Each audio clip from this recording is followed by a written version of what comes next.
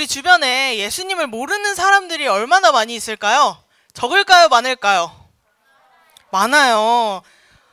주변 이웃들도 있고, 또 학교 친구들도 있고, 또 학원 친구 아니면 가족들, 친척들까지 안 믿는 사람이 있을 수 있어요. 그러면 우리가 재밌게 이제 알아보기 위해서 전도사님이 퀴즈를 한번 내볼 거예요. 여러분들 모두가 맞춰볼 수 있어요. 다 찍으면. 근데 시원이는 2부 예배도 드렸으니까 조금 모른 척 해주세요. 모른 척 해주세요. 자, 여러분. 전도사님이 한번 세계 인구수가 얼마나 되는지 한번 검색을 해봤어요. 2022년 1월 기준이에요. 자, 전체 인구수가 얼마나 될까? 자, 이거 드림 줄 건데. 자, 가은이. 뭐라고? 80억? 80 뭐라고 했지? 85? 다운. 자, 77? 아니에요. 자, 저기. 저 무슨 색이지? 레몬색. 윤진가요? 네. 75? 아니에요. 자, 그 앞에 이제 영준이? 78? 아깝게 아니에요. 자, 옆에 친구. 뭐라고? 네네. 79억. 맞았어요. 자, 여러분 2022년 1월 기준으로 79억 5,395만 3천 명 정도가 있다고 했어요. 지금 1년이 지났으니까 좀 달라졌을 수는 있어요. 자, 그렇다면 아직 끝나지 않았어, 퀴즈는. 이 중에 기독교인은 몇 명일까요? 자, 안 한 사람 위주로 시킬게요. 자, 현준이 해봐. 30%? 엄청 비슷한데 몇 명? 자, 여기 20억? 되게 비슷해요. 자, 뒤에 19억. 아니에요. 뭐라고? 아니에요. 자, 은율이? 뭐라고? 10억? 아니에요. 훨씬 많아요. 시우? 26? 굉장히 가까워. 태경? 27? 아니에요. 자, 안 한 친구. 여기 뒤에 25억. 네, 맞아요. 자, 25억 5,987만 5천 명 정도가 된다고 해요. 그런데 여러분, 이걸 알아야 돼요. 기독교 안에는 또 다양한 종교들이 있어요. 자, 우리가 이렇게 교회 다니고 예수님 믿는 우리가 믿는 종교를 뭐라 그럴까? 개신교라고 해요. 그러면 자, 이 중에서 천주교나 이런 비슷한 기독교 비슷한 거 다 제외하고 우리처럼 교회 다니고 예수님 믿고 하는 개신교인들은 몇 명일까요? 11억 아래예요. 자, 안 한 사람. 파란색. 네. 10 아래. 자, 맨디. 네네네. 5억? 진짜 비슷해. 자, 6억! 맞았어요. 자, 맞아요. 6억 77만 2천 명 정도 된다고 해요. 자, 지구에 있는 이 전 세계 사람들의 10%도 채 되지 않는 사람들만 교회에 다니고 있어요. 그 중에서 진짜 제대로 믿음을 가진 사람들은 훨씬 더 적겠죠. 자, 지금까지 발표한 친구들 다 1드림씩 주세요. 틀려도 상관없어요. 네. 자, 그럼 이렇게 많은 사람들이 예수님을 모르고 교회를 모르고 있어요.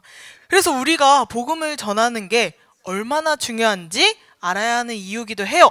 그리고 예수님께서 우리에게 명령하신 말씀이기도 하죠. 자, 요즘 친구들에게 전도 잘하고 있나요? 아니요? 전도 잘하고 있고, 잘 모르겠어요. 네. 자, 전도할 친구가 없다고 하는 친구들도 있고 얘기해도 듣지 않고 더한 친구들은 그런 얘기를 하면 이제 더 이상 친구를 안 한다는 얘기까지 들어본 것 같아요. 물론 전도가 정말 어렵지 않아요 라고 하는 친구들도 있을 거예요. 그런데 우리가 전도할 때 어려움이 생기는 건 모두가 알고 있어요. 그래서 오늘 말씀에서 한 인물의 삶을 한번 살펴볼 건데 함께 이 인물의 삶에 대해서 들으면서 예수님을 믿는 우리가 어떻게 하면 좋을지, 어떻게 살아야 할지 생각해보는 시간이 되기를 바래요. 영준아? 나를 봐야지. 자, 우리 사도행전 그동안에 1장부터 쭉 말씀을 배웠었는데 기억나는 건 있나요? 아니. 자, 사도행전에서 중요한 사건 하나가 일어났어요. 안 돼. 예수님께서 돌아가시고 부활하신 다음에 제자들과 사람들에게 이것을 기다리면서 기도하면 다시 오신다고 하셨죠. 현준이. 성령. 그걸 뭐라 그래요? 무슨 날이었지? 서우. 그렇지. 자, 잘했어요. 무슨 날인지 알아요? 오순절이라고 해요.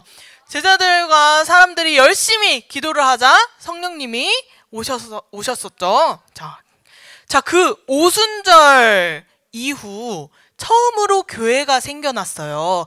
처음에 생긴 교회의 이름이 바로 예루살렘 교회예요. 이 예루살렘 교회에는 다양한 언어를 사용하는 성령 충만한 사람들이 한마음 한뜻으로 함께 했어요. 교회는 갈수록 부흥해서 믿는 사람이 점점 많아졌어요. 그렇게 교회가 갑자기 사람들이 몰리고 급격하게 커지다 보니까 어려운 일들이 생겨나기 시작했어요.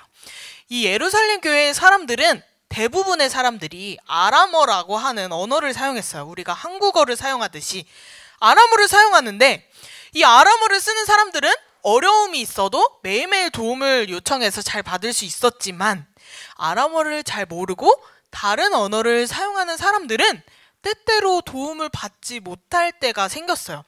그래서 자기가 도움이 필요한데 아무도 도와주지 않으면 사람들의 마음이 어떨까요? 좀 처음에는 억울하기도 하다가 점점 나중에 갈수록 왜 자꾸 못 알아들어 이러면서 점점 짜증이 나겠죠. 그래서 한마음 한뜻이었던 이 교회가 다툼이 일어나기 시작하고 이 교회가 갈라질 위기에 빠졌어요. 그래서 사도들은 이 문제를 지혜롭게 해결하기로 해요. 그래서 교회의 돈을 관리하고 어려운 사람들을 돕는 집사라는 사람들을 뽑기로 한 거예요. 예루살렘 교회 성도들이 기뻐하며 성령과 지혜가 충만한 사람, 또 모두에게 인정받으며 칭찬받는 사람 7명을 뽑았어요. 그중 한 사람이 바로 오늘 살펴볼 스데반 집사예요. 자, 이 스데반은 어떤 사람이었을까요? 좋은 사람이겠죠. 얘기하는 걸 보니. 어떤 사람이었을까요? 하나님을 믿는 사람. 그렇지. 또 성령 충만한 사람. 좋아요. 또 교회 다니는 사람. 그렇죠. 네. 자, 이 사람은 예수님의 죽음과 부활을 믿는 믿음으로 충만한 사람. 또 그뿐만 아니라 성령이 충만한 사람으로 예수님이 약속하신 성령을 받은 예수님의 증인이었어요. 이렇게 믿음과 성령이 충만한 이 스데반 집사는 교회를 잘 관리하고 어려운 사람을 돌보며 섬기는 역할을 했어요. 스데반을 비롯한 7 집사 덕분에 예루살렘 교회는 갈라질 위기에서 극복해냈어요. 그러자 더 많은 사람들이 점점 교회에 다니게 되었어요. 은혜와 이 권능이 충만한 이 스데반 집사는 교회를 관리할 뿐만 아니라 예수님의 죽음과 부활을 사람들에게 전하기 시작했어요. 예수님이 진정한 우리의 구원자이십니다. 이렇게 설교를 하러 다녔을 때 하나님께서 주신 은혜와 권능으로 아픈 사람들을 고치는 등 놀라운 일과 큰 기적들도 일어나게 되었어요. 그런데 이 스데반 집사가 예수님에 대해서 설교할 때 이 모습을 보고 굉장히 화가 나는 사람들이 있었어요. 이 사람들이 왜 이 설교를 듣고 화를 냈을까? 너무 잘해서 질투가 나서 뭐 또 말해볼 거 있나요? 뭐라고? 완벽하지 않아서? 좀 모자란 것 같아서. 자, 아까 시온이가 말했던 것처럼 왠지 이 스데반이 하는 설교가 내 잘못만 콕콕 집어서 얘기하는 것 같은 거예요. 이제 잘못하면 회개하라고 이렇게 가르치고 있는데, 저 사람 내가 잘못한 것만 보고 저렇게 얘기하나? 이런 마음이 든 거예요. 그래서 근데 사실 이런 마음이 들면 여러분 어떻게 해야 되죠? 회개해야 하죠. 그런데 이 사람들은 회개하지 않고 왠지 나를 향해서 뭐라고 하는 것 같아서 화가 났어요. 그래서 스데반 집사를 찾아가서 하나하나 따지기 시작해요. 정말 예수님이 구원자가 맞습니까? 정말 당신이 얘기하는 게 그 성경 말씀이 맞나요? 이러면서 날카롭고 아주 적대적인 질문들만 골라서 했지만 성령이 충만했던 이 스데반 집사는 두려워하지도 물러서지도 않았어요. 자, 여기서 우리가 알아야 할 것은 이 화가 난 사람들 있잖아요. 이 사람들은 유대인들이에요. 근데 유대인들이 하나님과 율법을 믿지만 예수님을 믿지 않았어요. 그래서 예수님이 하나님의 아들이심을 절대 믿지 않았기 때문에 예수님은 우리 죄를 구속하러 오신 하나님의 아들이 아니라 신성모독으로 벌을 받아 죽었다고 생각을 했어요. 그랬기 때문에 스데반의 설교도 마음에 안 들고 스데반에게 계속 뭐라고 했겠죠. 그렇지만 스데반은 예수님을 향한 믿음이 충만했기 때문에 이런 말에 쉽게 넘어가지 않았어요. 근데 스데반 집사가 이렇게 자꾸 쉽게 넘어가지 않자 이 사람들은 이제 점점 더 비겁한 방법을 사용하기 시작했어요. 사람들을 돈을 주고 사서 거짓으로 증언하게 만들었어요. 스데반이 모세를 모독하는 말을 했어요. 모세뿐만 아니라 하나님 욕을 하는 걸 제가 들었어요. 이런 얘기를 했어요. 이런 얘기를 듣자 백성들과 다른 장로, 서기관들은 아주 흥분을 해서 이 스데반을 잡아서 재판합시다 라고 했죠. 그래서 스데반 집사를 잡아 공회로 모였어요. 그리고 돈을 받은 거짓 증인들을 공회에 세웠어요. 스데반은 성전과 율법에 대해 험담을 하는 것을 들었습니다. 예전에 십자가에 못 박힌 예수라 하는 자가 이 성전을 무너뜨리고 모세가 우리에게 준 율법을 뜯어 고칠 거라고 말하는 것을 우리가 들었습니다. 이런 얘기를 했어요. 당연히 거짓 증언이었죠. 그런데 이 하나님과 성전, 율법에 대해서 모욕하는 사람들은 신성모독이라는 죄명으로 곧바로 사형을 당할 수도 있는 거였어요. 그런데 이제 이 사람들의 거짓 증언으로 스데반이 죽을 위기에 놓였어요. 목숨을 잃을 수 있는 상황에서 스데반 집사는 어땠을까요? 억울하고 또 하나님께 원망했을 것 같아요. 또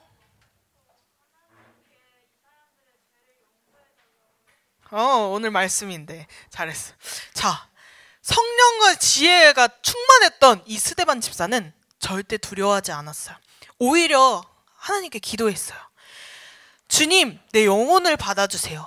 이 사람들이 지은 죄를 용서해 주세요 라고 말했어요. 그리고 나서 그 신성모독이라는 죄 때문에 여기 있는 사람들에게 돌에 맞아 죽음을 당하게 돼요. 예수님을 믿지 않는 유대인들을 향해 복음을 전하던 이 스데반 집사가 돌에 맞아 죽은 이후 예루살렘 교회에 큰 박해가 시작되어요. 박해는 이제 예수님 믿는 사람들을 괴롭히고 잡아 가두기 시작했어요. 예수님을 믿는 사람들을 박해하던 일에 앞장섰던 사람은 사울이라는 사람이에요. 이 사람은 스데반 집사가 돌에 맞아 죽을 때도 돌을 던지는 사람들의 옷을 맡아주며 그들과 함께 했던 사람이에요. 사울은 이 스데반의 죽음이 마땅하다고 생각했어요. 스데반은 하나님의 율법을 어긴 사람이라고 생각했기 때문이에요. 이후에 사울은 예루살렘 교회를 핍박하며 예수님을 믿는 사람이 있는 곳이라면 어디든지 찾아갔어요. 왜 찾아갔을까요? 죽이려고? 그렇게 죽이진 않고 집에 들어가서 남자든 여자든 할 것 없이 모두 다 잡아서 예수님을 믿는다 하면 감옥에 가두었어요. 자, 만약에 여러분 어느 날 아침 우리가 눈을 떠서 TV를 딱 켰더니 뉴스에 예수님을 믿고 교회 다니는 사람은 다 벌을 받아야 합니다 하며 걸리는 즉시 감옥에 간다고 그렇게 나오면 어떨까요? 온라인으로? 자, 여러분, 우리가 교회에 다니고 예수님을 믿는다는 사실로만 감옥에 갇힌다면 여러분들은 교회 잘 다닐 수 있나요? 온라인으로 잘 다닐 수 있어요? 사실 잘 다닐 수 없을 거예요. 사람들은 이미 교회가 끝났다고 생각할 거예요. 그리고 어떤 게 진실인지 헷갈리는 사람들도 생겨날 거예요. 왜냐면 그 앞에서 재판을 받고 죄인이라는 것을 딱 밝혔는데 그러면 진짜 교회 가는 게 잘못된 일인가? 라고 생각했을 수도 있죠. 이렇게 스데반 집사의 죽음도 사람들에게 굉장히 큰 충격이었어요. 그리고 자꾸 보이는 대로 잡아다가 감옥에 넣으니까 예루살렘 교회를 떠나 뿔뿔이 흩어지고 말았어요. 여러분, 이 예루살렘 교회가 박해받고 핍박받은 사건만 보면 이제 복음 전하는 일이 가능해 보여요? 불가능해 보여요? 이제 좀 어려울 것 같아요. 왜냐면 사람들도 교회에 모여있지 않고 다 흩어졌어요. 이제 복음 전하는 것은 끝난 것처럼 보여요. 그리고 스데반 집사는 억울하게 의미 없이 죽임을 당한 것처럼만 보이죠. 하지만 성경 말씀은 여기에서 끝나지 않았어요. 흩어진 사람들이 또다시 복음을 전하며 더 멀리 복음을 전하는 기회로 삼았어요. 사도행전 8장 4절 말씀인데 한번 같이 읽어볼게요. 시작! 그 흩어진 사람들이 두루 다니며 복음의 말씀을 전할세. 자, 핍박을 받은 사람들이 뭘 했어요? 숨어 있었나요? 아니에요. 자신들이 흩어진 그곳에서 복음의 말씀을 전했어요. 예루살렘 교회의 박해도 스데반 집사의 죽음도 흩어질 수밖에 없던 이 모든 상황은 사실 하나님의 계획하신 가운데 있었던 거예요. 하나님이 세우신 복음 전파의 계획은 절대 멈추거나 실패하지 않았다는 것을 알 수 있어요. 그리고 스데반 집사는 죽기 직전에 무엇을 했죠? 기도를 드렸어요. 예수님께 자신을 맡기는 기도를 했어요. 성령이 충만했기 때문에 내가 비록 바로 앞에 죽을 상황이어도 하나님께서 선한 길로 이끄심을 믿고 두려워하지 않았어요. 그 모습은 성경 말씀에서도 이렇게 얘기해요. 스데반의 죽기 직전의 얼굴을 마치 천사의 얼굴같이 빛났다라고 말해요. 여러분, 천사의 얼굴은 어떤 얼굴일까요? 험악하고 무섭고 이렇게 좀 어둡고 우중충한 얼굴일까요? 천사의 얼굴은 밝고 따뜻하고 약간 인자한 미소 같은 얼굴이겠죠. 근데 여러분, 죽기 직전에 웃을 수 있어요? 웃을 수 있어요? 조금 이상한 친구들이네요. 아니 사실 진짜 여러분들이 장난으로 얘기하는 거지만 만약에 진짜 내가 여기 앞에서 많은 사람들에게 둘러싸여서 돌에 맞을 위기에 정말 처했다면 아무도 웃을 수 없을 거예요. 그 누구도 웃을 수 없어요. 그런데 그리고는 자신을 핍박하고 자신을 죽이려는 사람들을 위해 기도까지 했어요. 스데반 집사는 마지막 순간까지 예수님처럼 자신을 죽이려는 사람들을 사랑하고 그들을 용서하라고 기도했어요. 스데반 집사의 모습은 오늘날 우리들이 본받아야 할 자세예요. 우리가 예수님을 믿고 말씀대로 살아간다고 다짐은 열심히 해요. 그런데 어려움이 생겼을 때 우리는 놓아버릴 때가 많이 있어요. 스데반 집사가 죽음 앞에서 두려워하지 않았던 이유는 성령님을 의지했기 때문이에요. 우리도 우리 마음속에 있는 성령님의 능력을 의지해서 무엇이든 두려워하지 않아야 해요. 하나님을 모욕했다는 죄명으로 돌에 맞아 죽을지 모르지만 스데반의 복음에 대한 열정은 그 누구도 꺾을 수 없었어요. 계속해서 예수님이 어떤 분이신지 전하고 예수님께서 잘못이 없으신 분이라는 것을 사람들에게 끊임없이 알렸어요. 우리도 때로는 믿지 않는 사람들이 말하는 것에 신경을 쓰면서 다음에 일어날 상황에 대해 두려운 마음을 가질 때가 있어요. 친구가 자꾸 교회 얘기하면 이제 너랑 친구 안 해, 너랑 얘기 안 해 라고 말한다면 우리는 어떻게 할 수 있을까요? 우리는 스데반 집사처럼 예수님께 기도를 해야 해요. 나를 예수님께 맡기고 그 사람들을 용서해달라고 기도해야 해요. 그럴 때 성령님께서 그 상황을 함께 이끌어 가주실 거예요. 우리 주변에는 예수님을 모르는 사람도 많고 예수님과 교회를 싫어하는 사람들이 있어요. 그런데 우리가 어떤 사람을 만나든 어떤 상황이든 복음을 전하는 우리의 그 마음과 열정이 꺾여서는 안 돼요.